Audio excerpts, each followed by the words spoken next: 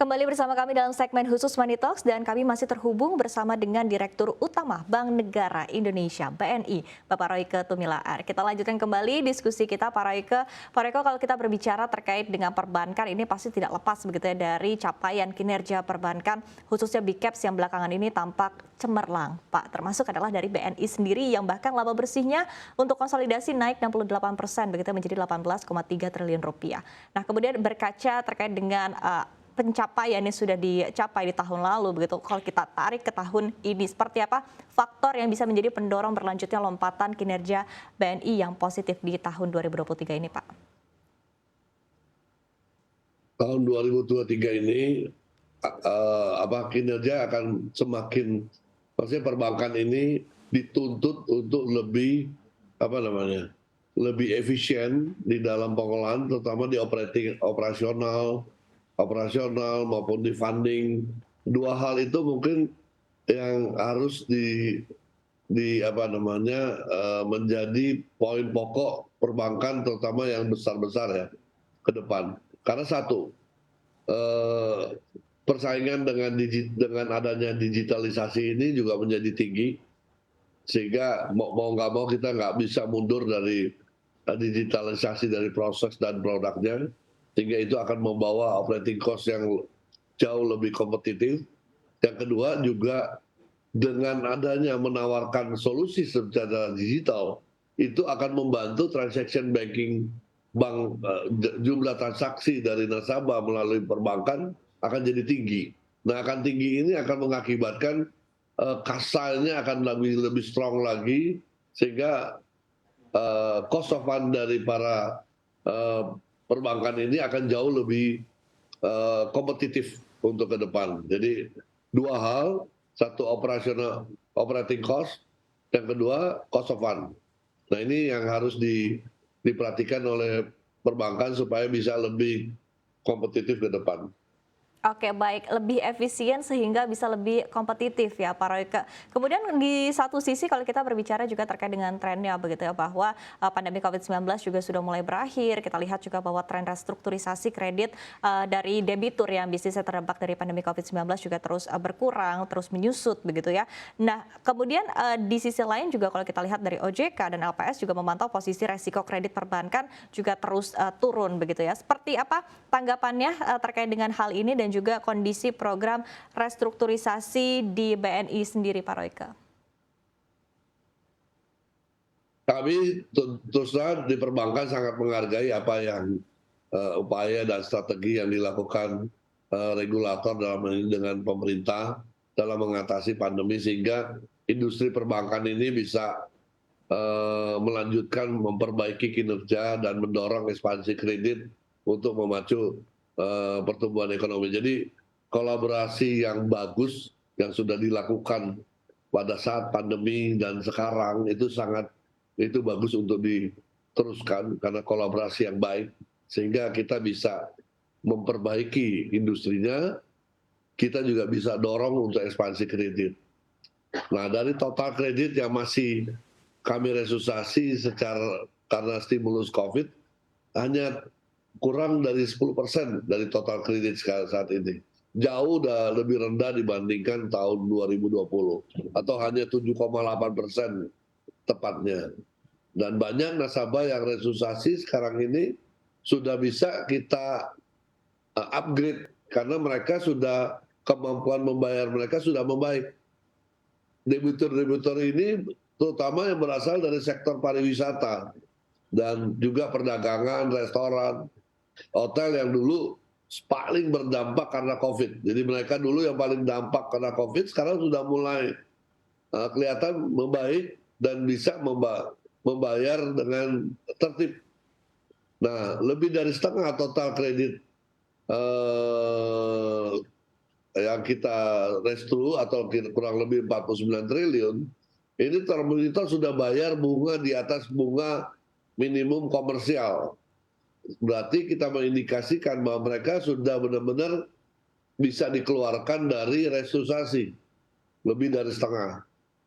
Kami juga melakukan identifikasi dengan mempertimbangkan kondisi setiap debitur. Jika sudah mampu membayar, kami hapus restrukturisasi, tapi jika memburuk kami tempatkan sesuai dengan kolektibilitasnya. Adapun Oke. di tahun 2023, gimana? Ya, silakan Pak.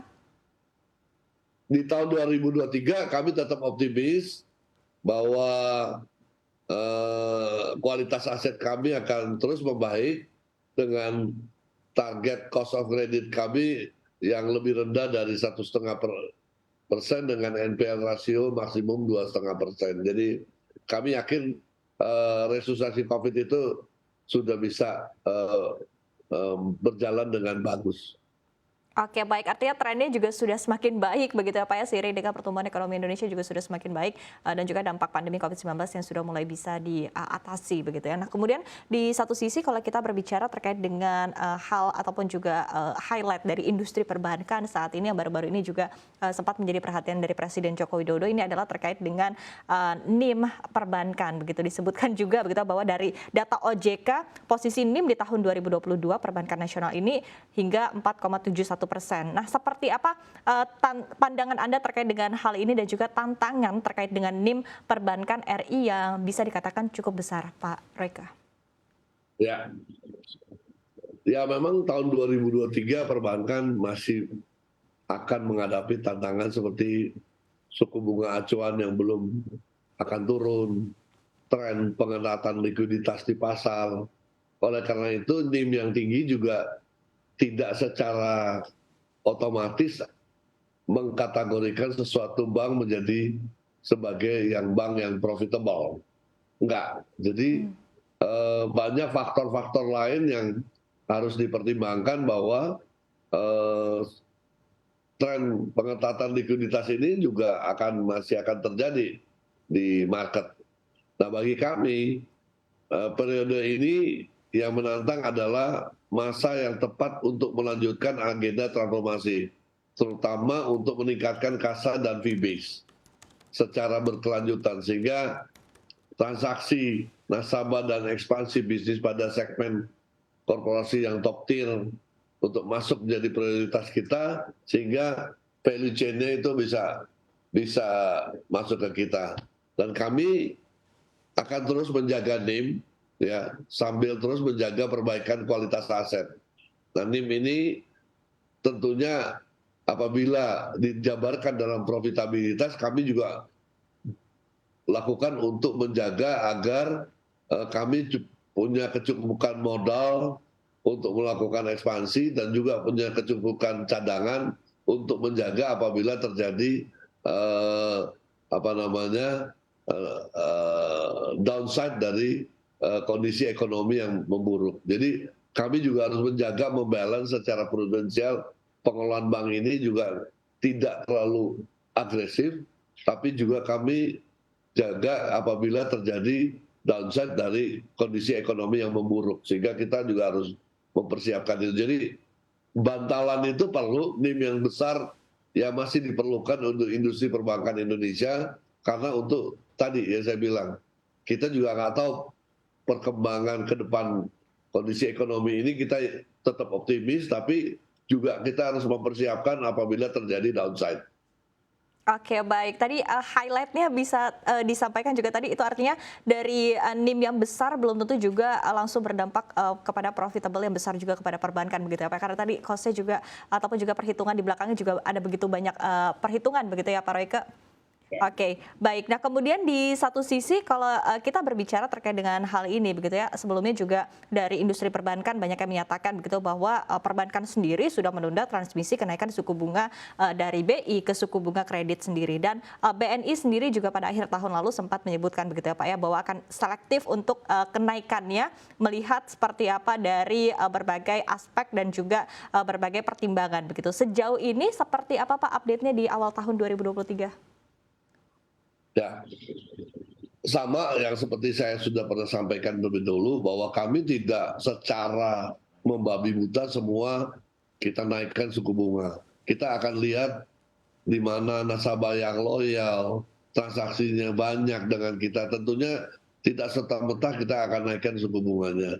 Dan juga nasabah-nasabah yang yang restru juga yang masih rentan dengan kondisi volatility, juga kami akan mempertimbangkan itu.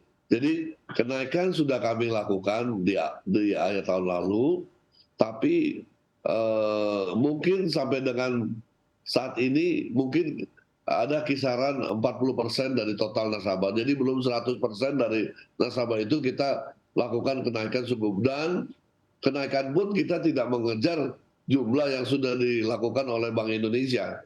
Jadi kita range kenaikan kita di kisaran 75 basis point sampai 150 basis point. Jadi di kisaran itu saja.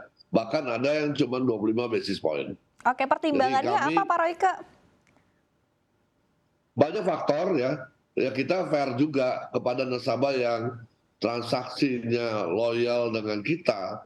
Kan kita tidak akan memberikan kenaikan yang tinggi kepada mereka kan.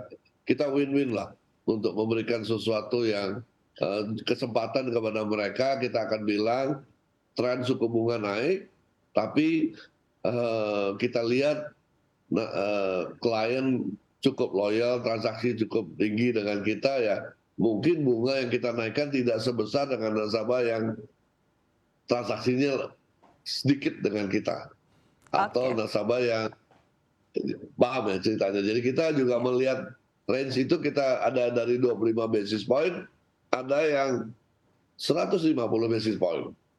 Jadi kita lihat, dan juga kita lihat kesehatannya dia. Kalau kita langsung naikin 150 terus langsung jadi NPL juga kan repot kita. Ya. Oke, tapi apakah ada sektor-sektor tertentu juga menjadi pertimbangan Pak Royke?